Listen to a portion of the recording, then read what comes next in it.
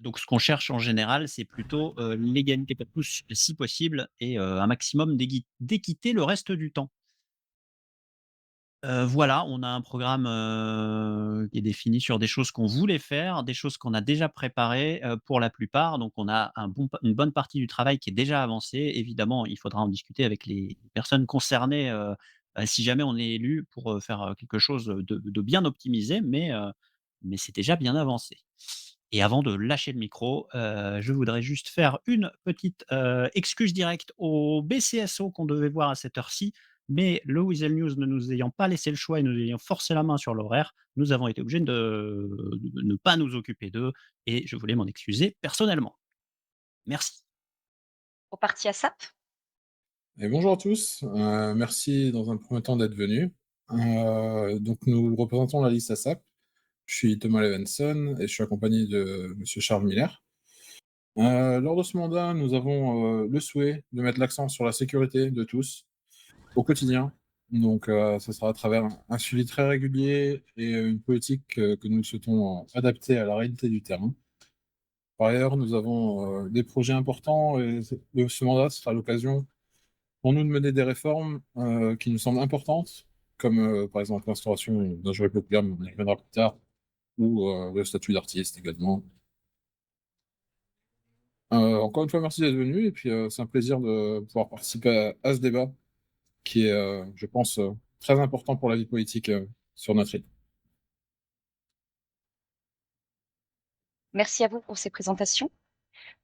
On va donc maintenant démarrer le débat en lui-même. Donc je vais vous demander de choisir, pour chaque partie, 2 sujets sur lesquels vous souhaiteriez débattre. On va démarrer par le premier sujet pour le parti ASAP. Oui, bien sûr, on aimerait bien, pouvoir approfondir la réforme de l'Assemblée qui est proposée par le parti VAT, s'il vous plaît. Oui, pas de souci. Vous avez des questions particulières ou vous voulez juste, un tour d'horizon? On aimerait bien que vous nous expliquiez, le projet, ce que vous souhaitez faire, à ce sujet. Pas de souci. Alors en termes de santé, il y a pas mal de choses. Lors de mon mandat de maire, j'ai eu, de nombreuses discussions avec le LSES, avec plusieurs membres de la direction, qui avaient tous, globalement, des problèmes identiques évidemment. J'ai pu parler éventuellement aussi aux représentants des employés. On s'est rendu compte qu'il y avait un souci qui existe en fait depuis très longtemps. On le connaissait déjà, mais on n'avait pas forcément toutes les clés. Grâce à ce mandat, j'ai pu en apprendre un peu plus et en savoir un peu plus en profondeur. Globalement, pour faire simple et ce que tout le monde sait déjà, le problème, c'est, on va dire la santé mentale des ambulanciers et des médecins.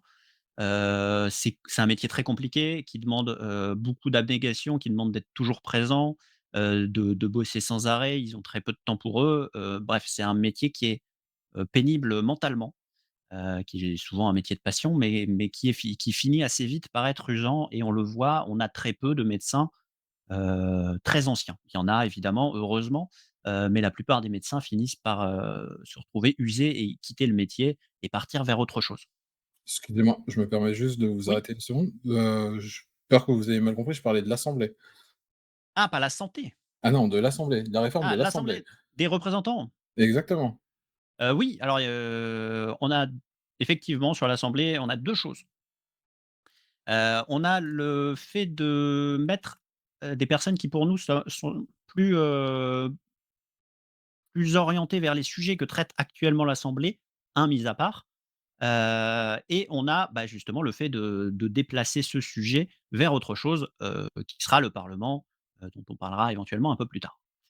Actuellement, l'Assemblée, elle est représentée aussi bien par des acteurs du service privé, donc on a le représentant, des patrons, on a le représentant des employés et on a également mairie et gouvernement, qui sont donc les représentants des services publics.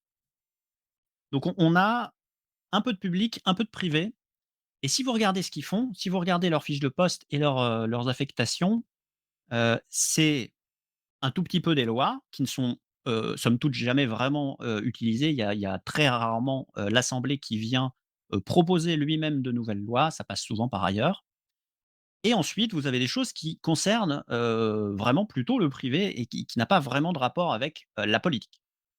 Je prends l'exemple le plus, concret et le plus facile, c'est, le sujet, de la nomination d'un nouveau patron pour une nouvelle entreprise qui se créerait ou pour une entreprise qui se retrouve, réallouée à quelqu'un d'autre. On pense qu'il vaut mieux, laisser ça en dehors de la politique. Alors pas forcément uniquement dans le secteur privé, mais en tout cas en dehors de la politique. Ce qui veut dire, qu'il va falloir changer un peu les acteurs pour nous, retirer la mairie, les mairies et le gouvernement, qui ne soient plus décideurs de ça. Éventuellement, on peut aller vers du consultatif. Par exemple, si l'entreprise s'établit dans le sud, le maire du sud pourrait être consulté pendant l'assemblée parce que c'est son comté, il y connaît des choses et il peut peut-être avoir un avis éclairé, mais c'est pas vraiment à lui de prendre la décision pour nous. Et donner ça plutôt, donc à des travailleurs qui sont, alors je vais pas dire qu'ils sont apolitiques parce que tout le monde a droit d'avoir sa sensibilité politique, mais en tout cas qui ne sont pas en train de faire de la politique, donc ce n'est pas le métier. Il y a pour ça la possibilité, d'inclure les représentants des avocats qui n'existent pas encore, mais qu'on voudrait, mettre en place, au moment de l'institutionnalisation, du barreau. Et il y a également la possibilité d'y faire siéger des représentants des services publics qui seraient donc, comme il y a actuellement les représentants des employés, ça serait un représentant des représentants des services publics, de chaque service public, qui représenterait aussi bien les forces de police que les médecins de toute l'île et également le LSFS. Donc si je reprends vos dires, vous souhaitez donc retirer les mairies et les gouvernements de ces décisions. Vous pensez pas que ces personnes sont quand même bien concernées par l'attribution d'une entreprise? Notamment de par, la politique, fiscale, mais également par le cycle, enfin, le commerce qui se fait sur toute l'île avec les différentes entreprises et donc qui concerne tout le monde? Bah, en fait, oui, tout le monde est concerné par cette entreprise. Monsieur tout le monde qui passe dans la rue sera concerné parce que lui, si demain une nouvelle entreprise, se crée, il pourra postuler, il pourra aller y travailler et il pourra y aller travailler s'il a un patron qui est, favorable à l'embauche, par exemple.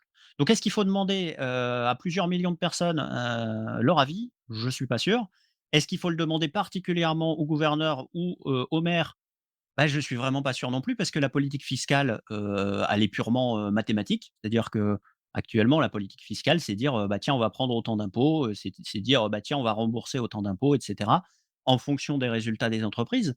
Mais, c'est des lois qui concernent toutes les entreprises, pas un patron en particulier et on nous scande sans arrêt que la politique ne doit pas se mêler des affaires des entreprises, qu'il ne faut pas faire d'ingérence, ce genre de choses. Est-ce que c'est pas un début d'ingérence que de commencer par choisir qui sera à la tête?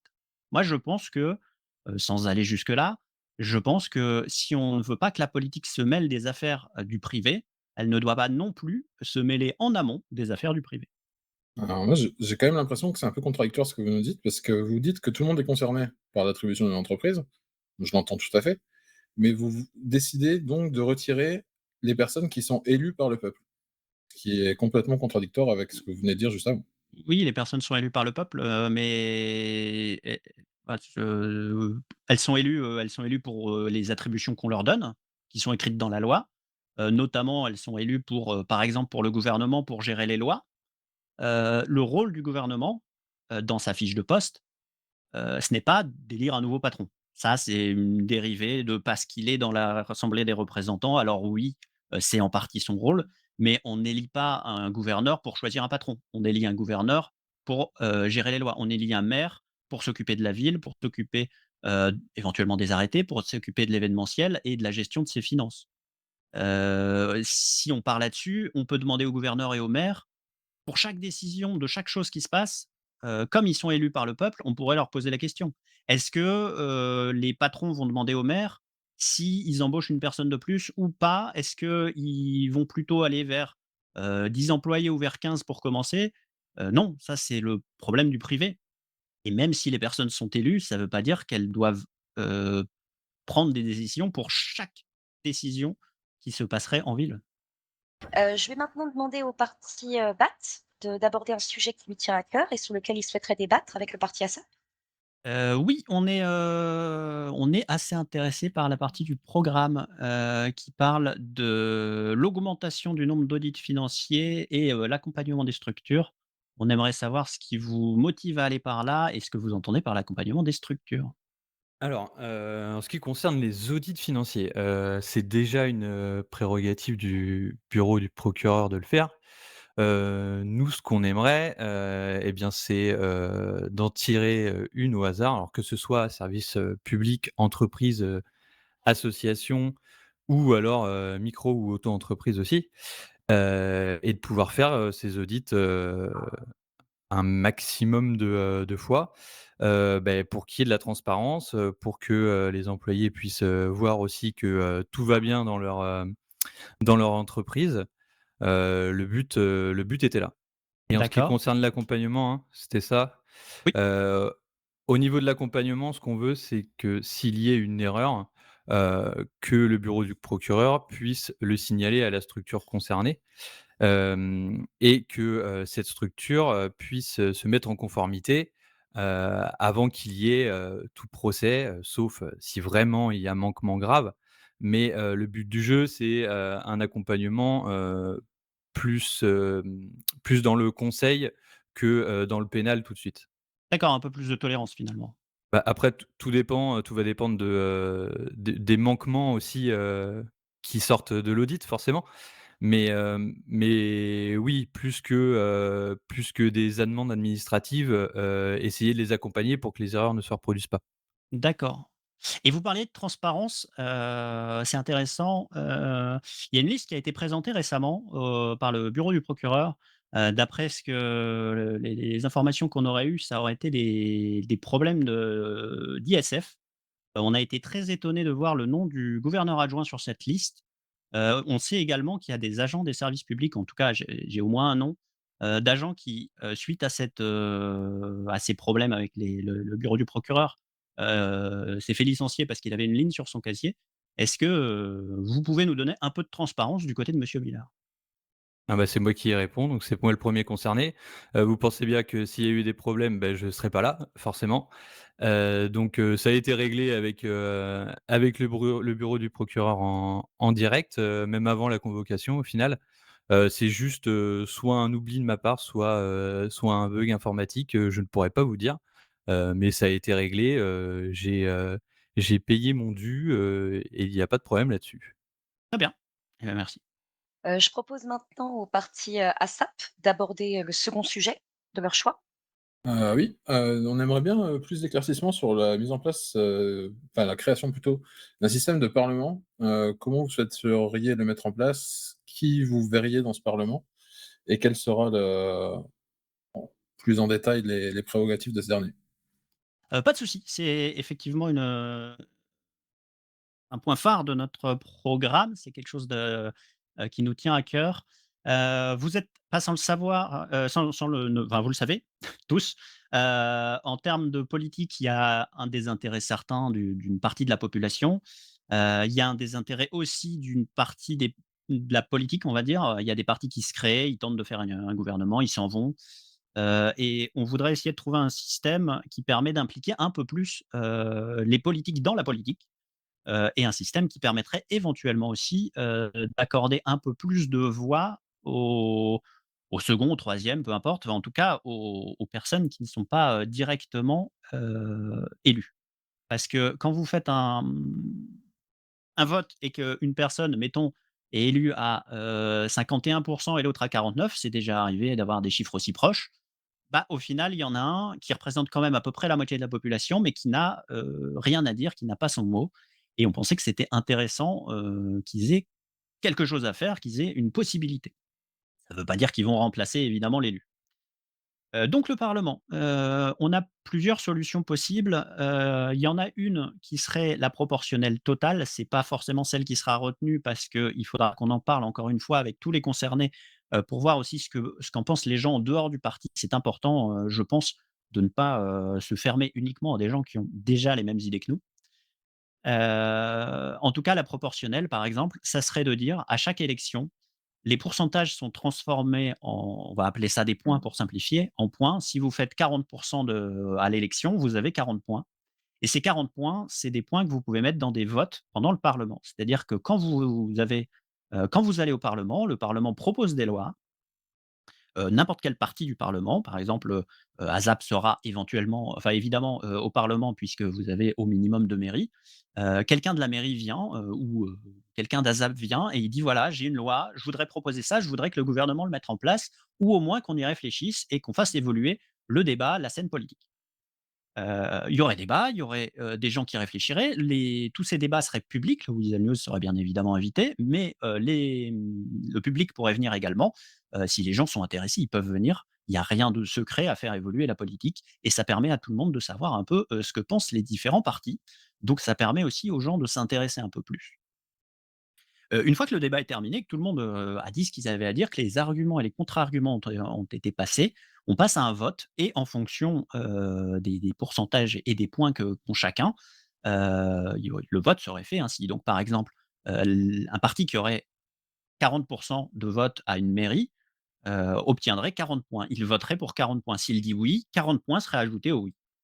On comptabiliserait simplement les points à la toute fin et on verrait, si c'est le oui ou le non qui l'emporte. Sachant que, par le fait, un parti même naissant, qui se présenterait à une élection et qui n'obtiendrait pas beaucoup de voix, n'aurait pas une grosse influence sur le voix, mais pourrait participer au débat et pourrait, parce que quand je dis que c'est public, évidemment, c'est en tant que spectateur, mais les partis impliqués pourraient parler, débattre et donc donner leur avis. Et cet avis qu'ils donneraient pourrait éventuellement, faire flancher le vote d'un autre parti ou simplement faire évoluer la loi. Une fois que le vote est fait, 2 possibilités. Encore une fois, on n'est pas fixé totalement sur ce point, c'est en débat, et c'est à débattre surtout. Soit on part sur un parlement uniquement consultatif et c'est juste, pour donner des idées de loi au gouvernement en place et éventuellement aux civils, qui participeraient et qui écouteraient, qui seraient spectateurs, qui pourraient ensuite chercher à défendre ces idées si elles les trouvent pertinentes. Soit, ce qu'on préférerait, c'est, avoir une obligation pour le gouvernement de passer les textes de loi qui seraient, dans ces cas-là, votés, puisque je le rappelle, les votes, le parlement serait, dans ce cas-là, une représentation totale de la voix du peuple et pas seulement de la majorité. Puisqu'actuellement, le gouvernement est élu à la majorité. Si le gouvernement est élu à 51, ça veut dire que 49 des personnes sont contre et doivent, je vais mettre des guillemets évidemment, subir ce que le gouvernement, fait comme loi, quel que soit le gouvernement. Avec ce système, toutes les voix seraient exprimées, toutes les personnes, pour qui on aurait voté pourraient donner leur avis et donc représenter l'intégralité de la population de Los Santos et éventuellement, faire passer une loi que n'aurait pas fait le gouvernement parce que, par un jeu de plusieurs partis qui sont tous d'accord pour dire que c'est une bonne idée, ferait passer une loi, différente.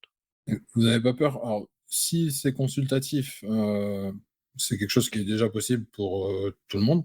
Tout le monde peut proposer une loi au gouvernement.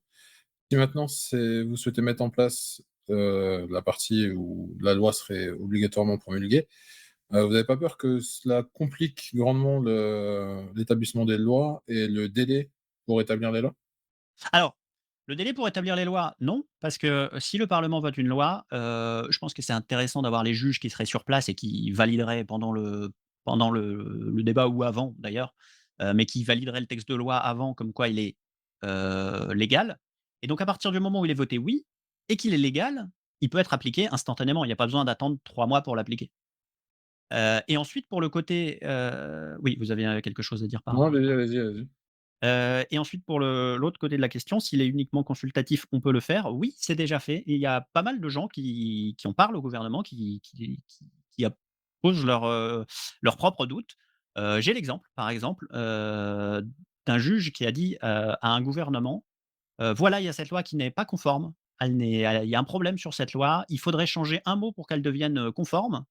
Un mois après, le gouvernement actuel, ASAP, n'avait toujours rien fait. Et la question du coup, c'est, est-ce que ce genre de choses, c'est normal? Est-ce que changer une loi, avec un mot, une phrase, ça nécessite plus d'un mois?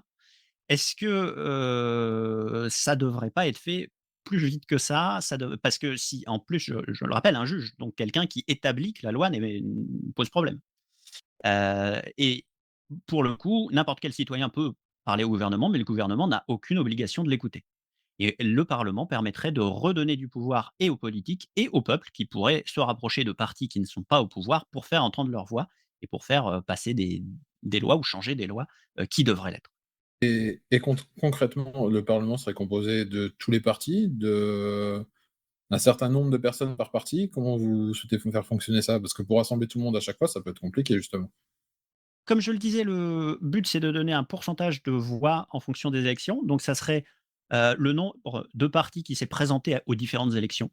Si, alors forcément pour ces élections-ci, si ça passait pendant ce gouvernement, actuellement il y a que, ASAP et BAT qui se sont présentés aux différentes mairies et gouvernements. Si aux prochaines mairies venaient à se présenter, d'autres partis politiques, parce qu'il y a d'autres partis politiques qui existent en ville et qui ne se sont pas présentés, pour le moment.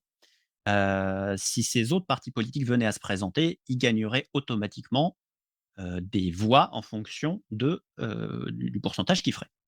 Heu, Après comment ça se passe? Bah, c'est les partis qui sont, représentés. Donc comme c'est les partis qui sont représentés, déjà ils ont pas besoin tout le parti n'a pas besoin d'être là évidemment, mais surtout n'importe quel membre du parti peut, devenir le représentant lors d'un parlement, une session qui s'organise. Prenons un exemple, ça serait moi qui serais le premier représentant au premier parlement, du côté BAT, mais rien n'empêche qu'au suivant, ça soit, ma collègue, Yaël ici présente, qui s'en charge ou même quelqu'un qui est dans le parti mais qui n'est, à aucun poste, qui représenterait donc l'avis de BAT, l'avis de ASAP, l'avis de n'importe quel parti politique. Il aurait la charge de donner, l'avis global. Il pourrait être accompagné éventuellement de personnes qui pourraient le conseiller, mais qui n'interviendraient pas forcément, dans le débat. On n'est pas non plus là pour faire, parler, 20 personnes, ensemble qui se parlent dessus. Ça serait, contrôlé évidemment. Ça serait fait pour que le débat puisse avancer et qu'il y ait toujours quelqu'un de disponible. Après, dans l'éventualité où un tout petit parti n'aurait pas la possibilité d'avoir des membres de présents, bah, malheureusement leur voix serait perdue puisqu'ils ne se présentent pas, mais ça n'empêchera pas le vote puisque le vote sera en points, c'est juste que leurs points ne seront pas comptabilisés. Dans votre système, admettons que ça soit mis en place, donc il y aurait actuellement que 2 partis, comme vous le dites, qui seraient représentés. Concrètement, en cas de proposition et en cas d'opposition des 2 partis, enfin, ça change rien à ce qui se fait actuellement. Le gouvernement en place continuerait de choisir vu qu'ils ont plus de voix, donc l'utilité serait inexistante au final. En tout cas Alors actuellement. dans le cas actuel, oui, ceci dit, on met pas en place une institution, en se disant, «Ben, on va la mettre en place parce que ça peut tout chambouler». On la met en place parce qu'on pense que c'est intéressant. On pense que le fait qu'elle soit là permettra à d'autres partis politiques, de s'intéresser aux élections et de pas juste, partir perdant en se disant: «Beh, de toute façon, BAT et ASAP sont là depuis trop longtemps, j'ai aucune chance, je vais même pas me présenter». Je sais pas si ça se fait, mais c'est plus que probable. Donc ça permet de faire ça et ça permet éventuellement aussi, d'échanger. Si, il y a un parlement demain, actuellement, il est très peu probable, que BAT passe devant ASAP en termes de voix au Parlement. Il faudrait que cette, élection soit vraiment, très unilatérale, sachant que, j'ai oublié de le préciser, mais l'idée c'est que le gouvernement prendrait 2 fois plus de points que les mairies puisqu'ils représentent en même temps le sud et le nord. Il y a des gens qui votent et dans le sud et dans le nord, donc comme il y a 2 fois plus de population, ils récolteraient 2 fois plus de votes de points, pardon. Mais même comme ça resterait compliqué. Seulement, c'est pas parce que, le vote ne peut pas être, alors déjà, premièrement, c'est pas parce que le vote ne peut pas être emporté que ça vaut pas le coup d'en parler, d'apporter les idées, les sujets, de le faire également publiquement pour que la population soit au courant de ce qui se passe. Vous parlez beaucoup de transparence, ça rajoutera une transparence supplémentaire. Et deuxièmement, potentiellement, l'idée de BAT peut être également votée oui, si c'est, ASAP qui décide. L'idée d'ASAP peut être votée oui si c'est BAT qui décide. parce que peut-être que la loi qui est apportée est intéressante et que l'autre partie est d'accord avec. Bien. Merci beaucoup pour, vos interventions. Je vais maintenant demander aux parties battre donc d'aborder le dernier sujet. Alors, moi, j'aurais aimé que vous nous parliez de tout ce qui était, de la mise à disposition et surtout de la création d'espaces, je vois que vous voulez créer plusieurs espaces, pour le coworking entre autres et aussi, un lieu, de ce que je comprends dans votre programme, pour l'organisation de comparutions immédiates, afin de désengorger le système judiciaire. Est-ce que vous pouvez un petit peu plus, développer, ce sujet, s'il vous plaît? Oui, bien sûr. Alors tout d'abord, en ce qui concerne l'espace pour l'organisation de comparution immédiate, actuellement, le système de comparution fonctionne bien et l'effet pervers de tout ça, c'est qu'il arrive des moments qu'il y ait les juges qui soient disponibles, plusieurs juges, plusieurs procureurs, que les accusés soient présents aussi, que les forces de l'ordre soient présentes, que tout le monde soit disponible pour faire les comparutions, mais on n'a qu'une salle. Ce qui fait que le délai pour, le déroulement des comparations immédiates est plus long, alors qu'il pourrait se faire en 2 fois moins de temps. Donc le but, ça serait de mettre à disposition une nouvelle salle pour que cela puisse se faire, en simultané et donc réduire les délais, lors de moments où il y a un grand nombre de comparaisons qui doivent se faire. D'accord. Ce serait hors gouvernement ou ce serait dans l'enceinte du gouvernement? C'est quelque chose qui sera à définir et à voir en fonction enfin, avec les différentes parties, prenantes, que ça soit force de l'ordre ou personnes, œuvrant dans la justice.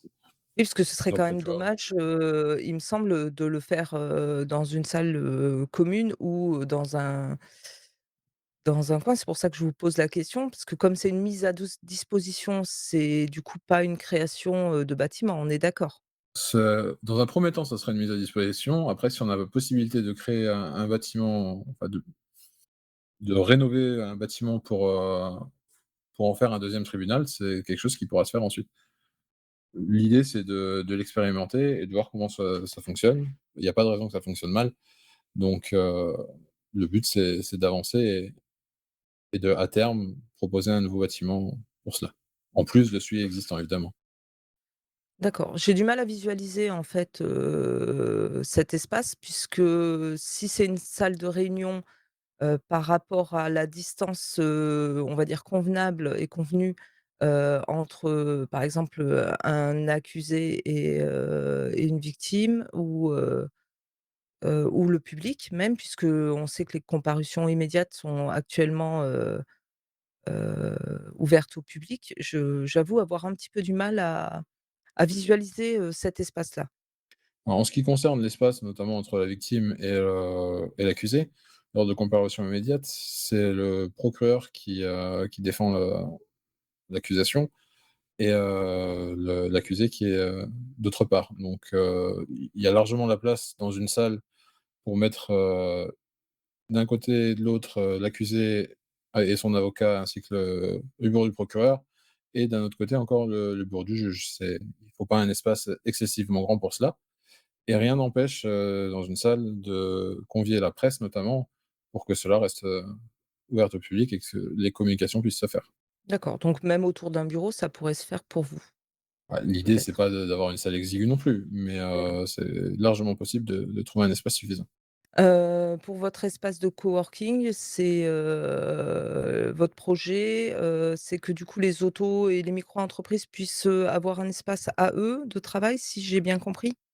Exactement, en fait, les auto et micro-entreprises, ainsi que les associations qui pourraient en profiter également, n'ont actuellement aucun espace mis à leur disposition et les réunions qui peuvent, se faire se font dans des espaces privés. L'idée, c'est de pouvoir mettre à disposition un local, donc on pense au Life Invader notamment, afin de leur permettre d'effectuer leurs réunions et pourquoi pas de se rencontrer également et de travailler sur des projets communs. Je rajoute C'est la Ouais, pardon, c'est la continuité de ce qui est, déjà mis en œuvre, c'est un travail qui se fait déjà, donc c'est quelque chose qu'on veut finaliser durant ce mandat. Bah, justement, je voulais, aborder ce sujet. J'ai et pour ceux qui ne me connaissent pas encore, j'ai été maire, pas au même mandat, de mairie précédente au sud, mais au précédent encore, donc il y a un peu plus d'un mois et demi. À cette époque, j'avais parlé au gouverneur, Davis déjà, de cette possibilité. Je lui avais émis, on m'en avait parlé, on avait trouvé que c'était une bonne idée et on avait proposé déjà, le Leaf Invader comme vous l'avez dit, parce que ça s'était déjà fait dans le passé. Je lui en avais parlé en lui disant qu'on souhaitait lui soumettre un dossier à ce propos. Il nous a dit que c'était pas la peine parce que c'était déjà en cours. Ils avaient déjà ce local en particulier en vision, donc ça coïncidait totalement, donc on s'en est plus occupé puisque le gouvernement l'avait entre les mains. Est-ce que, vous savez pourquoi, sur toute cette période, donc on va dire entre 1 mois et demi et plutôt même 2 mois maintenant au moins, entre ces 2 ou 3 mois qui se sont passés et maintenant, pourquoi ça n'a pas été fait? Et pourquoi vous, vous arriveriez à le faire, à partir de ce mandat-là, alors que jusqu'ici ça a été apparemment impossible? C'est, des procédures qui se font, qui prennent du temps, et du coup, il y a aucune, raison qu'on ne puisse pas le faire durant ce mandat. On va s'y atteler, pour poursuivre le travail qui est déjà fait et le mettre en place au plus vite, après le début du mandat. D'accord, donc malgré le fait qu'en plus de 2 mois, il n'ait pas réussi, vous pensez qu'en 3 mois, vous y arriverez sans souci? Oui, bien sûr. D'accord.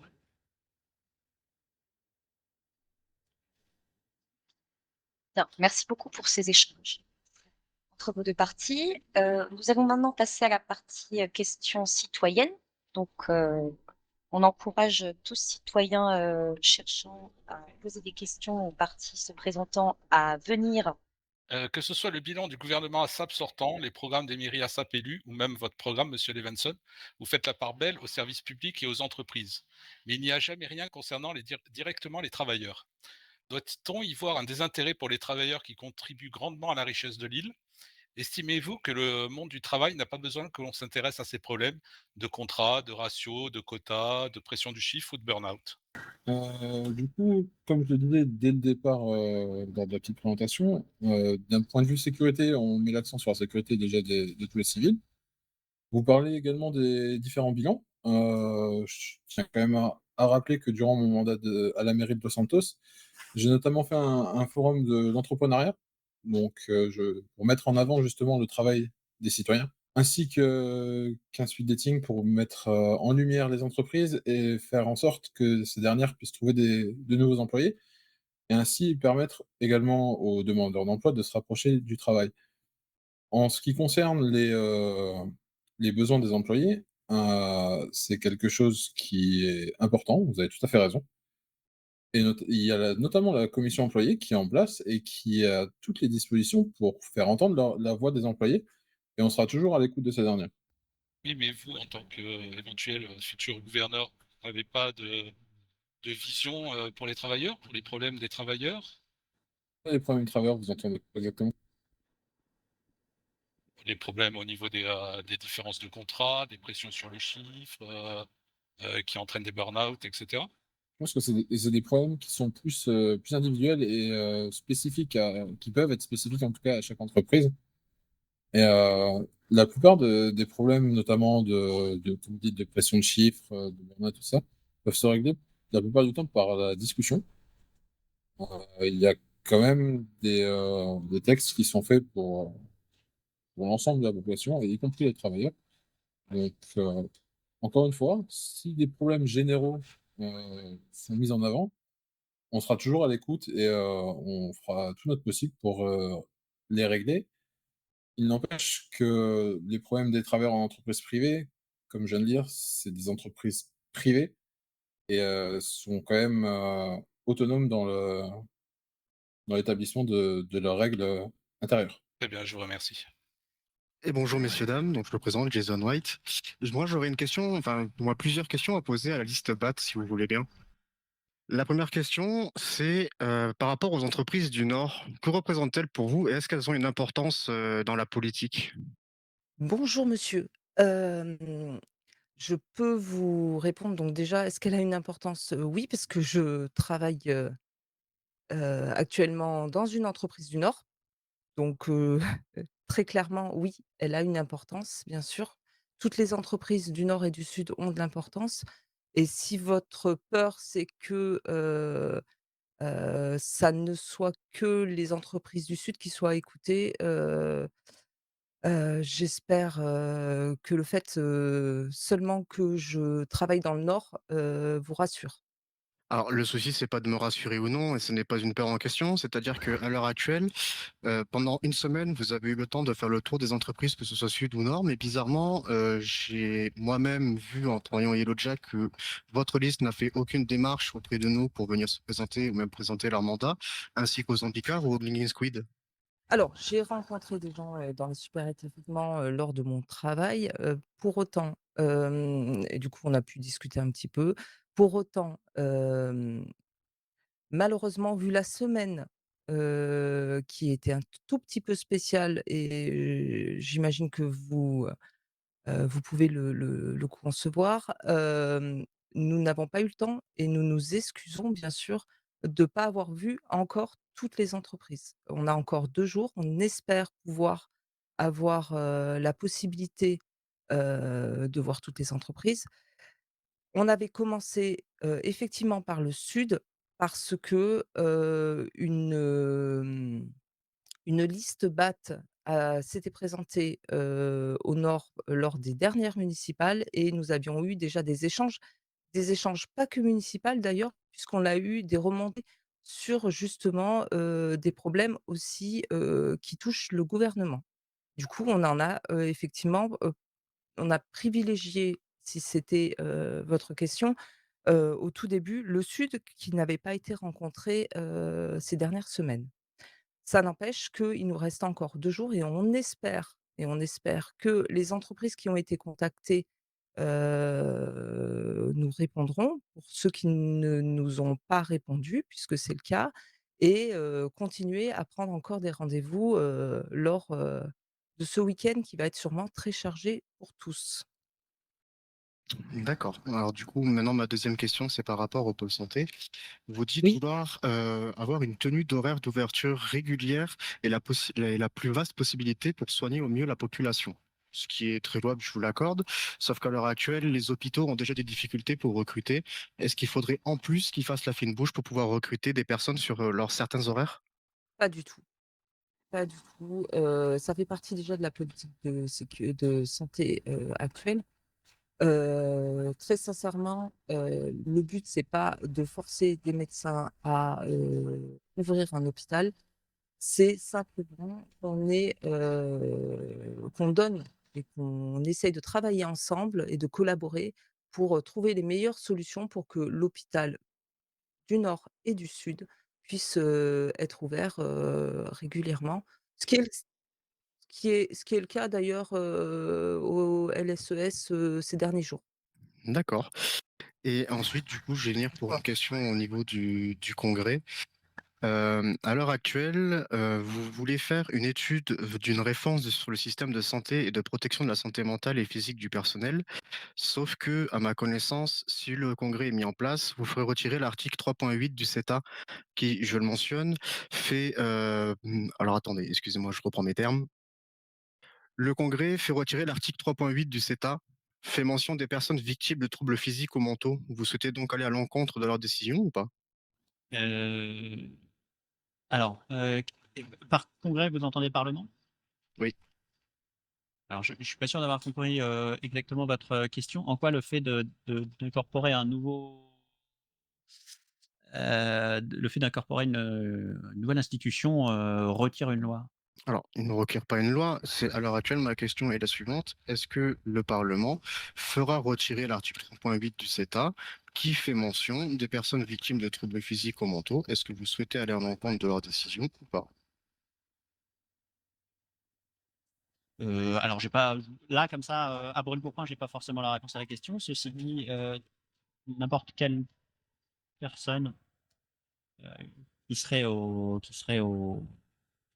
parlement, donc n'importe quel parti, pourrait, faire évoluer une loi. Ceci dit, il faut pas, il y a une très grosse différence. Là, cette loi parle de problèmes mentaux, elle ne parle pas de problèmes de soit de dépression, soit de burn-out, soit ce genre de choses. C'est quand même très différent et justement, on parlait de réforme, pour rebondir aussi sur la question précédente, il faut prendre le programme comme un tout, pas comme simplement, un point à la fois, et ces 2 points sont complémentaires dans le sens où on veut une ouverture maximum de l'hôpital, mais à contrario, on veut réformer, un maximum le ce qui est possible de faire pour avoir des nouvelles possibilités pour les hôpitaux, pour que leurs médecins soient moins débordés et pour que, du fait d'être moins débordés, ils puissent faire pas plus d'horaires, parce qu'au final, les horaires, ils les font déjà, mais ils puissent continuer de faire, les horaires qu'ils font aujourd'hui et qui sont, larges, mais tout en étant reposés et en étant en état, serein de pouvoir faire leur métier.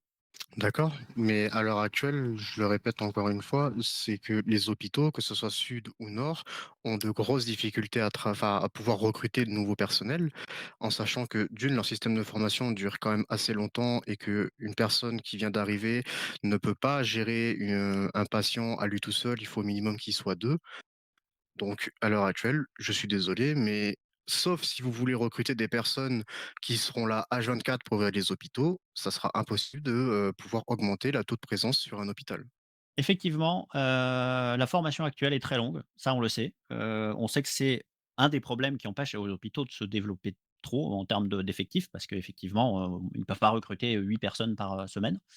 Le but c'est d'ouvrir des nouvelles solutions, et notamment en termes de formation, pour permettre justement de peut-être, faciliter ça, peut-être trouver des solutions qui permettraient, pas forcément d'aller plus vite une fois l'hôpital intégré, mais on a pensé à une formation, peut-être avant de rentrer sur tout ce qui est théorique qui permettrait de libérer des médecins. Heu, il y aurait, plein de solutions, qui sont envisageables. On doit en parler évidemment et se concerter avec les, 2 services de médecine actuels, pour voir ce qui est faisable, ou non, pour voir ce qui est possible ou non et pour voir ce qui est, intégrable. Mais l'idée, c'est grâce à la législation et grâce à des nouvelles choses, j'insiste sur ce mot, c'est des choses nouvelles qu'on veut mettre en place qui permettraient aux médecins, de faire des choses qui jusque-là n'étaient pas possibles et qui jusque-là donc, ils n'avaient pas de meilleure solution que ce qu'ils font actuellement. L'idée, c'est pas de leur dire: «Ce que vous avez fait jusque-là, c'est mauvais», c'est de leur dire: «C'est, vos outils à disposition ne sont pas nécessaires. On va vous en fournir de nouveaux qui vous permettra, de vous en sortir tout simplement». D'accord, bah merci pour vos réponses. Et bonsoir à toutes, bonsoir à tous. Je me présente, le juge Drake. Ouf, j'avais une question tout d'abord pour ASAP, et ensuite pour Bat qui découlera peut-être d'une question globale après.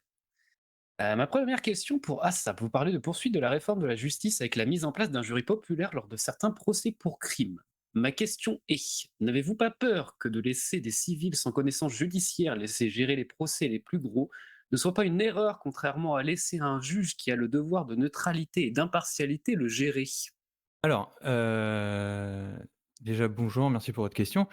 C'est pas le jury, en lui-même qui va gérer, l'audience, hein, on est bien d'accord, hein. Le juge sera là, pour, vraiment gérer cette audience. Le jury sera là juste, pour, comment dire? Définir la culpabilité en fait, de l'accusé. Heu, pour avoir un procès, encore plus équitable et impartial, même si c'est pas son métier, avec les prérogatives, qu'ils auront et heu et le minimum de connaissances, qu'il faut pour statuer, de ça, je pense que non avec le avec l'aide du juge, je ne vois pas en quoi ça pourrait être un problème. Ce que je veux dire par là aussi, c'est que potentiellement un jury peut avoir plusieurs personnes qui ont soit un rapport avec l'affaire, soit peuvent être corrompues en fait. C'est de Alors ça où je me demande si vous n'avez pas peur OK. que cela puisse arriver, ou le fait qu'ils ne connaissent pas assez justement la justice pour pouvoir gérer ce cas-là. OK, alors par rapport au jury, il y aura forcément un garde-fou, qui est, enfin plusieurs même, la validation, des avocats de la défense et de l'accusation, qui peuvent récuser certains jurés, en démontrant, conflit d'intérêts ou, quelques biais, qu'il peut y avoir. Donc ça enlève déjà un gros point Et forcément, il y a des lois qui vont en découler sur, tout ce qui est, corruption et d'autres lois qui vont découler aussi sur les jurés forcément. Ok, très bien, merci. Ensuite, du coup, j'avais une question pour Bat, à propos de la transmission systématique des éléments d'enquête aux avocats. Ma question est, savez-vous comment fonctionne le système d'enquête et de preuve à l'heure actuelle et pourquoi, d'après vous, faudrait-il le changer sur ce point? Alors je mentirais en disant que je sais actuellement comment ça marche. Je sais comment ça marchait, avant les juges. Je sais comment se déroule l'enquête. Donc je sais globalement, à moins que ça ait changé, ce qui est transmis aux juges, enfin anciennement au procureur, mais j'imagine que c'est juste le destinataire qui a changé, aux juges. Heu, voilà, si vous avez une question, par rapport à ça, et est-ce qu'il faudrait le changer? Bah, c'est dans le programme, mais j'écoute votre question. Ah, c'est justement, au vu de vos connaissances actuelles, vous avez mis dans le programme que vous vouliez le changer, et donc au moins, c'est-à-dire donner apparemment euh, thématiquement les éléments d'enquête aux avocats. Pourquoi est-ce que vous voulez le changer en fait à l'heure actuelle? Le système actuel que vous connaissez pas forcément pas. Pas forcément, pardon. Alors, je, connais pas forcément le système entier actuel. On a quand même parlé avec des avocats évidemment, on s'est pas juste, lancé à corps perdu là-dedans. Hem, Dans l'idée, je prends un exemple qui est arrivé il y a pas si longtemps que ça, sur un procès qui concernait Batt. Il y a une, il y a on va dire pas une preuve, hein, mais un nouvel, élément qui a été, proposé en plein milieu, du procès, en disant: «Ah, au fait, on a ça, ça a été objecté par l'autre partie parce que, voilà, l'autre partie pensait que c'était pas, une ça n'avait pas de valeur». Ce genre de choses, pour nous, il aurait fallu que ça soit d'abord transmis au juge, que le juge l'ait transmis à l'autre partie pour que éventuellement, s'il y avait contestation, la contestation se fasse avant. Voilà, ça c'est un exemple, vous étiez juge sur ce procès, vous savez exactement de quoi je parle, mais ça marche pour tout. C'est pas c'est un exemple parmi tant d'autres. L'idée c'est que, dans un procès, et je parle bien des procès, je parle pas des comparutions immédiates, je parle bien des procès. Dans un procès, le juge a des éléments. Le juge va juger en fonction de ces éléments, mais il va juger aussi et surtout en fonction de ce que disent les avocats. Si les avocats n'ont pas les éléments que possède le juge, comment peuvent-ils bien défendre leur client? Comment peuvent-ils le défendre équitablement? Si, l'avocat de la défense a par exemple, 2 fois plus d'éléments parce que, j'en sais rien, il connaît du monde, ou alors quand je parle pas des juges, hein, évidemment, mais il connaît des personnes qui ont été en contact avec l'enquête, que ce soit des témoins, que ce soit peu importe, qui lui ont donné des éléments, il pourrait avoir une longueur d'avance et donc le procès ne serait pas équitable. Et c'est bien ce que je disais en introduction, nous ce qu'on veut chez BAT, c'est l'équité pour tous. Ok, très bien, merci. Du coup, va découler de ma question en fait pour les deux parties, parce qu'au vu de ce qui a été pendant ce débat, la permettre. Ma question est très simple. Avez-vous cherché à vous renseigner sur le judiciaire de manière globale et tel qu'il fonctionne actuellement avant la rédaction des programmes et connaissez-vous le rôle et la fonction d'un juge? Sinon, les avez-vous contactés pour vous renseigner sur tout cela ou comptiez-vous le faire? Alors, on a contacté, et été contacté par des avocats concernant ceci, donc on a déjà au moins, cette partie-là, on sait comment ça fonctionne. Le rôle d'un juge, on le connaît au minimum, en fonction de ce qui est noté dans les textes de loi et de ce qu'on en a vu jusqu'à présent dans les différents procès, qui ont eu lieu. On connaît également, sans y avoir forcément participé directement, les comparutions immédiates. Et comme j'ai dit tout à l'heure, toutes les, lois qu'on a prévues, tout ce qu'on a écrit jusqu'à présent, qu'on a écrit, certains en présence de parties, tierces, comme par exemple les avocats ici, mais qu'on a écrit parfois seul aussi, ce qui ne concerne pas forcément beaucoup la justice. On prévoit, de voir tous les acteurs qui sont impliqués, que ça soit, les patrons, les employés pour tout ce qui est civil, que ça soit les juges ou, les procureurs aussi, par exemple, pour tout ce qui est judiciaire concernant les procès, les forces de l'ordre pour tout ce qui concernerait les forces de l'ordre directement dans le judiciaire. Évidemment, on prévoit de parler aux différents acteurs.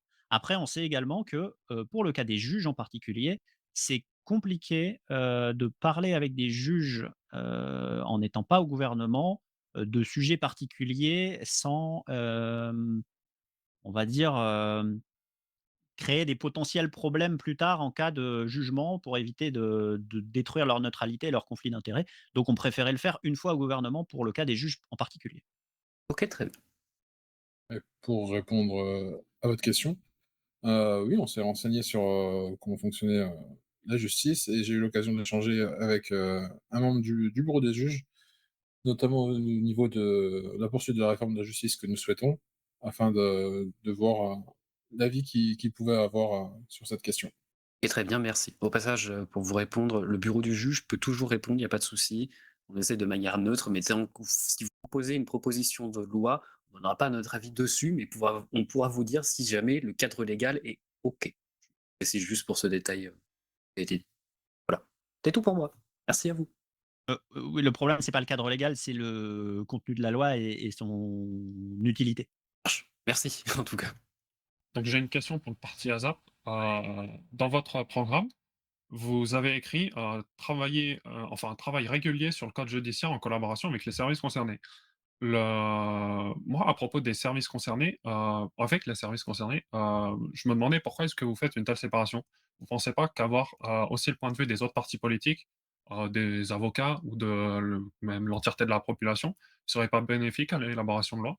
Vous pensez pas que en regroupant et en limitant tellement autant le dialogue, vous risquez d'avoir des lois qui sont centrées que sur un point de vue et donc de pas avoir une vision globale de la chose?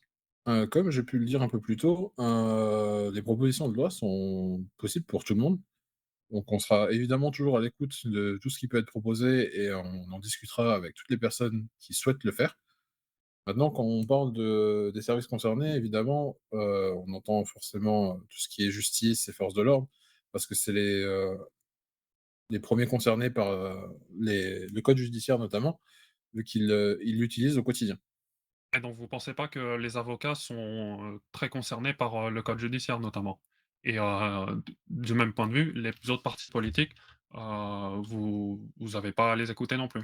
Comme je le disais, en fait, tout le monde, peut proposer des lois et quand on parle notamment des avocats, ça fait partie des personnes concernées.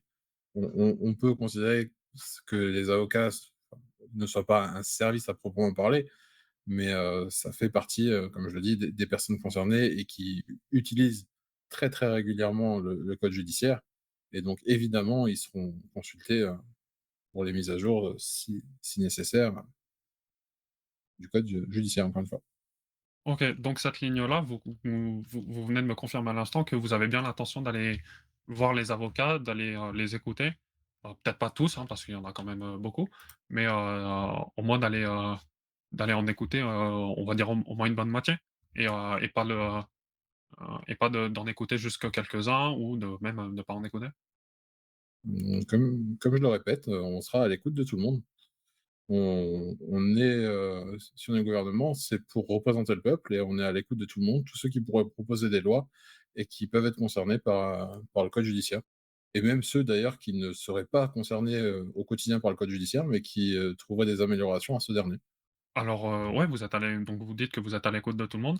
Maintenant, être à l'écoute et aller voir les personnes, pour aller travailler avec eux en collaboration, comme vous l'écrivez dans votre partie, sont 2 choses différentes et corrigez-moi si je me trompe, mais je ne crois pas que vous ayez jamais travaillé avec des avocats, je vais préciser, qui ne sont pas de votre parti, heu, sur le travail, sur un travail, pour une loi.